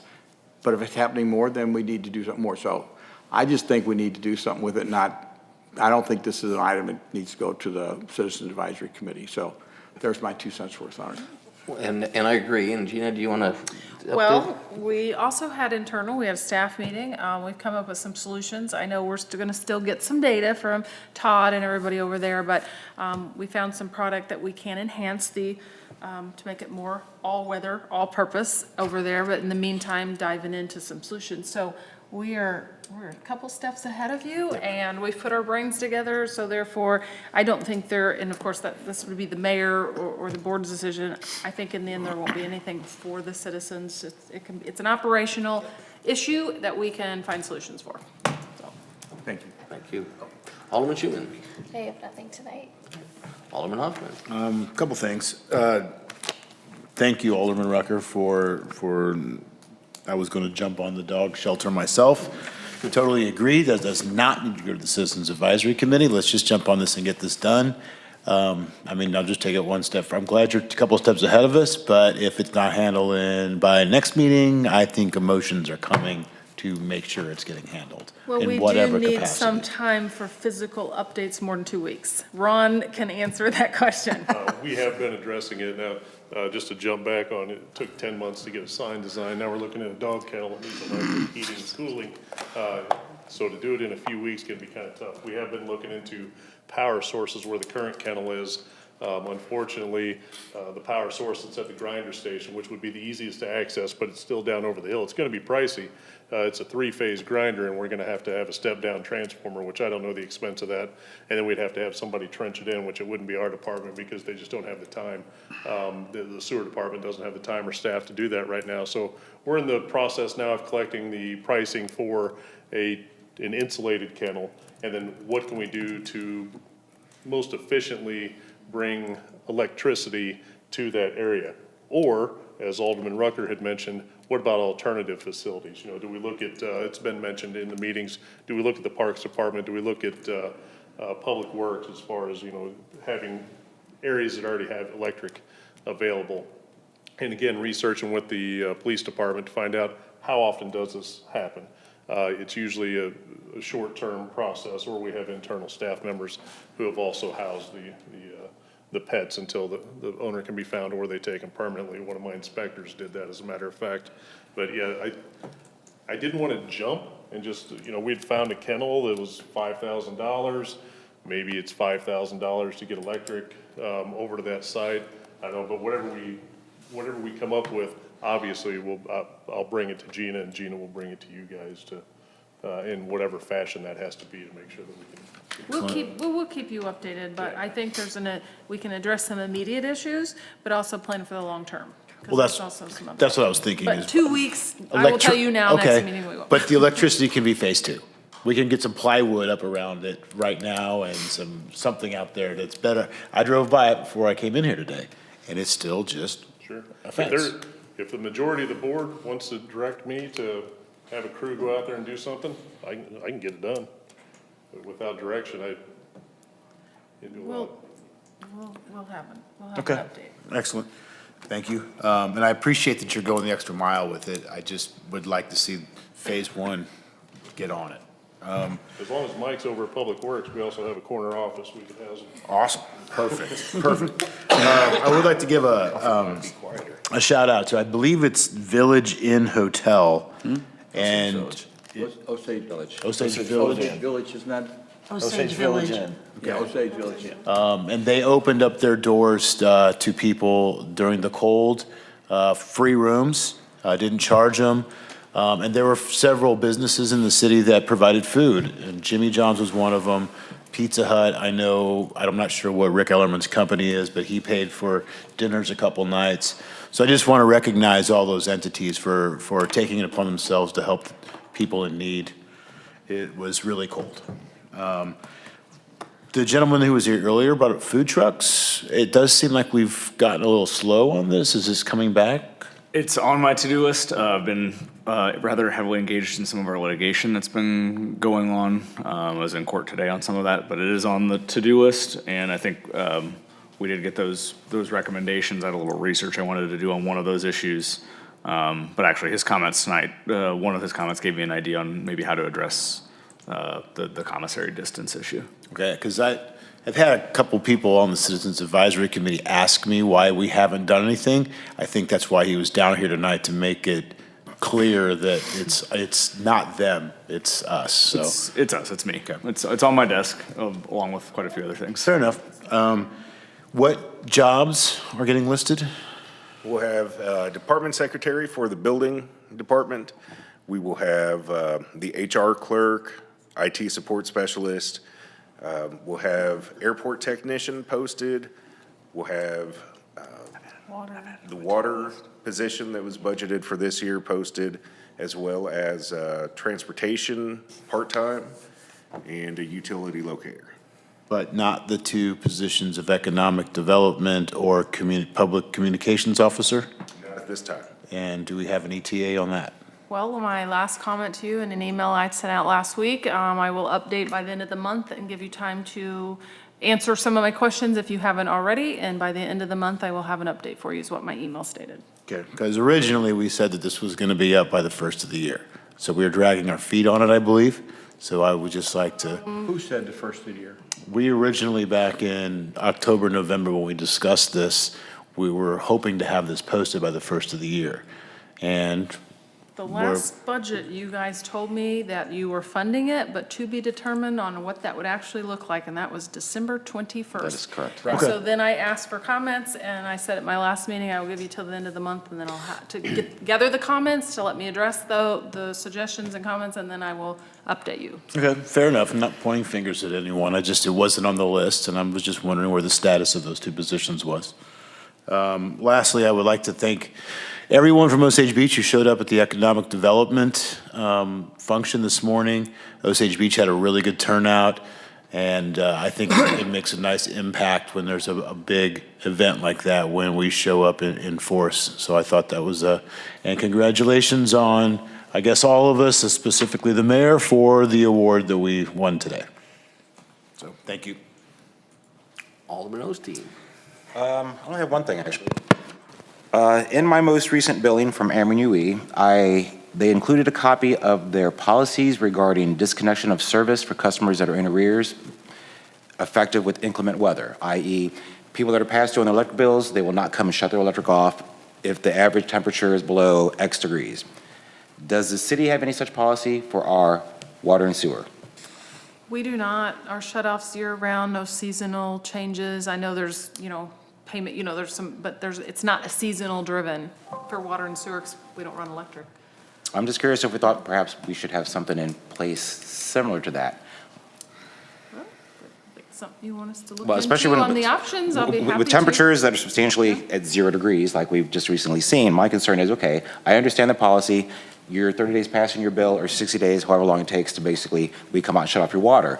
But doesn't that also then compound issues for the city with potential frozen lines, et cetera, now it's gonna fall back on the city?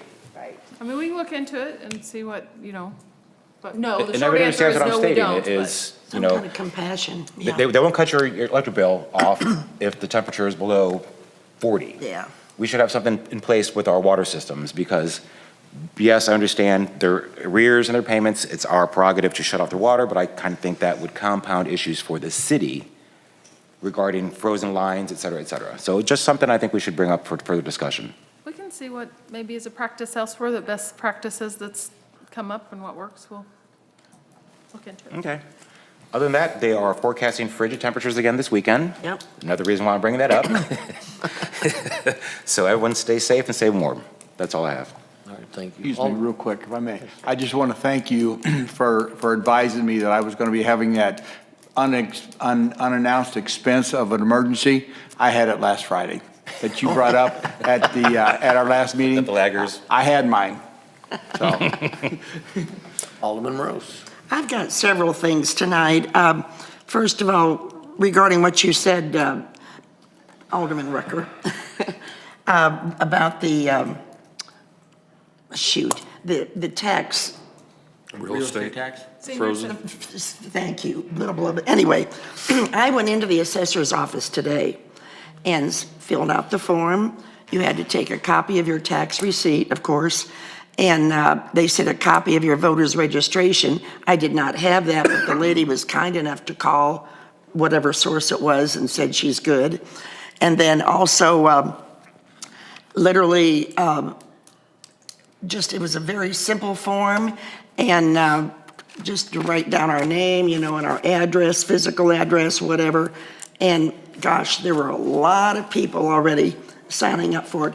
And to just reiterate, it's for anybody that's 65 years or older. It's not for you young punks. It's not right yet. The other thing is that I'd like us to give a huge thank you to all of those who are our workers that are out there in this ungodly weather, keeping our roads clear and our power on. And I just think kudos to them. And from what Alderman Hoffman was referring to, you took my speech. Sorry, very effective these days. Well, I think the city should send out a certificate of appreciation or some type of acknowledgement to this owner of Osage Village, Natalie Biggers Short, and literally thank her for being so compassionate and generous. And of course, it made other people jump on the bandwagon. Like you said, grocery stores, Hy-Vee donated $1,000 in blankets and in food, which I thought was unbelievable. And several restaurants that you mentioned, in fact, they were listed here, that was in Jimmy John's, Osage Beach Pizza Hut, Godfather's Pizza, CJ's Minute Mart, and Laurie offered to donate food, while Rick Ellerman covered the cost for 5 nights of worth of dinners. And also Clean Lawn Care offered to help with the trash. These are just prime examples of how our community has pulled together, especially with such extreme Arctic climate that we are experiencing. But anyway, I just think we need to do something, whether a certificate of appreciation or something to put out there to those, and especially Osage Village that was the prime instigator of doing this. Yeah. And other than that, I think that's it. Thank you. Thank you. Alderman Ross. Thank you. Just a couple of 3 things. One, on the real estate tax, just so you all know, you do it once, but you have to do it every year. Oh, yes, right. Just that, oh yeah, you have to redo it every year. Yes. Okay? Found that very interesting. But in talking to the assessor, Marty's like, well, how are we going to know if, someone passes or sells a property, whatever the case may be? And it's like, okay, I get it, Marty, but it sounds like a real pain. Okay? And until they raise the taxes, then it really doesn't matter. But anyway, so you can do that how you want. Michael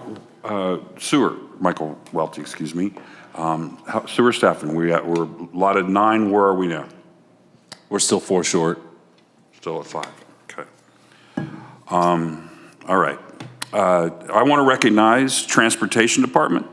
I thought they did a great job the first night by not doing anything, okay? Because there was a time there that night where a lot of people were throwing salt down and material and so forth.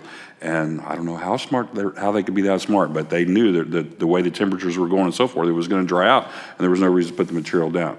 On top of that, the night that it came up that nobody thought we were going to need to do anything, they were out there taking care of it. I rolled over at like 3:30 in the morning. It's like, did I just hear a plow truck go by? What in the world's going on? Well, of course, I didn't know it was snow, and I went back to sleep and figured it out later. But they were out there hammering it, and it was awesome. They did a great job, and so really appreciate Rob and all these guys. And I'm sure there's other folks besides the Transportation Department that help out along that way. So Yeah, please let them know. it's not just transportation. We have people from all departments at Public Works and people from other departments in the city that assist with snow plowing. Okay. So it is a group of employees that spans multiple departments. Cool. Well, they did a great job. And as usual, especially with snow. And the last thing I have is go Chiefs, no matter what you think, Bob. All right, I don't have much tonight, but and by the way, I wasn't saying that publicly. I'll let you do that. But no, as far as the sign, thank you, board. Thank you, Mike and Carrie. Alderman Hoffman, I too get very impatient because I'm like, every month, what do we do now? And there's always something, working with MoDOT and everything else. So yeah, it's going to happen. So appreciate your guys' help on that. And to expand on what Alderman Hoffman was saying, thank you for the kudos on the award today. But it's to the staff and the board. What we're talking about with Lordeck, they gave it an impact award, and along with us and Jeff Tagatoff, a joint award for development of the apartment complexes. And I think Tara put that award out front, so take a look at it. Not only did the Osage Beach receive that award along with Jeff Tagatoff, I thought it was very interesting of other municipalities that were there and other politicians, that sort of thing. I think there were 7 awards given out, I believe. So we won 1, but then 2 other awards that were given out. One was to Ballpark National, and they specifically thanked the city of Osage Beach for all the help they did that. And also was a Magic Dragon Trails, and they specifically thanked the city of Osage Beach and all they've done. So It's a joint effort between the staff, the board, and I was happy to be part of it and receive that honor on behalf of all of us. So we're gonna, and we have a lot of people knocking on our door, right, Carrie? So we have a lot of more things coming down the way. And the other thing I was gonna talk about too, I don't want to bore you, but, and Gina and Alderman Rucker, correct me if I'm wrong, but the Joint Sewer Board, as weird as it may sound, gets more and more interesting. And one of the gentlemen was bringing up the other day, and the reason I bring this up is because when we do have a sewage problem and people have aromas, they immediately say, well, with all this development, we can't keep up with what we currently have. And that could not be any farther from the truth. Yes, we've got our problems and we're addressing them. But right now, one of the gentlemen on the board puts together a chart, and the chart had a growth of 2% per year with his projections and use of not just water, but sewage. But we are right now at a 29% deficit from their projections. And so with his calculations, with the current rise in usage, it's going to be the year 2082 before we need a new water treatment plant. So, Sewer treatment. I'm sorry, yeah, sewer plant. Point of that is, and like Gene was saying earlier, efficiency. I mean, people are flushing their toilets the same, but a lot less use. More, whenever you use your dishwasher, a lot less use. So point being is we're gonna have to spend some money at a joint sewer board on parts, but whenever we get new parts, they're just much more efficient. So let people know that, yeah, we got our problems, we're addressing them, but as far as capacity, we've got a long ways to go, so we're good there. Alderman Rucker. Let me follow up on that if I may. That is also why it is very important, and I'm not trying to pat myself on the back, but the capital improvement program we're working on, that's why it's important, and that's why I want the board to realize it's important, because we may be coming back to the board for some funding assistance that has to go to the joint sewer board. And the reason I bring that up is the fact that because of what the mayor just said, that plant is going to be there. We have to maintain it. Other than the fact of years ago, I thought, let it go bad because we need another one. We don't need another one. What we have there, we just need to take care of it. And that's what we're working on with this capital program, to continue to take care of it, so. Very good. So anyway, let your people know out there, and that's all I have tonight. Now, we do have to go into executive session, so at this time, I would make a motion to adjourn this meeting and move into executive session. So moved. Alderman Rose, do I have a second? Second. Alderman Hoffman. All right, thank you, folks.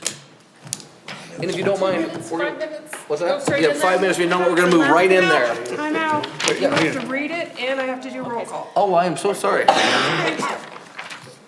It's been a while. Here, I'll give you this back. All right, I'm gonna read this. Notice is given that the agenda includes a roll call vote to close the meeting as allowed by RSMO section 610.021. 3, hiring, firing, disciplining, and promoting of particular employees by a public governmental body when personal information about the employee is discussed or recorded. So, do I have a motion? Motion. You have your motion. Oh, did I say- Okay, we need a roll call vote then. Alderman Schuman? Yes. Alderman Hoffman? Yes. Alderman Rucker? Yes. Alderman Rose? Yes. Alderman Ross? Yes. Alderman Osteen? Yes. All right. This should take just a couple of minutes. If you don't mind, we'll move right in there.